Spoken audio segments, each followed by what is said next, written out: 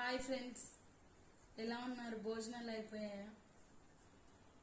Friends, నేను ఏం చెప్పాలనుకుంటున్నా అంటే, మీ లైఫ్లో మీరు ప్రేమించిన వాళ్ళు మీకు విలువ ఇయ్యనప్పుడు ఆ ప్రేమకు మీరు దూరంగా ఉంటేనే మంచిది.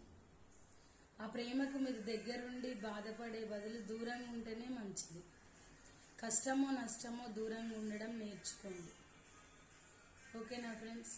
నేను చెప్పింది ఒకసారి ఆలోచించండి. Sridevi matching centre wholesale. Like చేయండి, షేర్ చేయండి, సబ్స్క్రైబ్ చేయండి.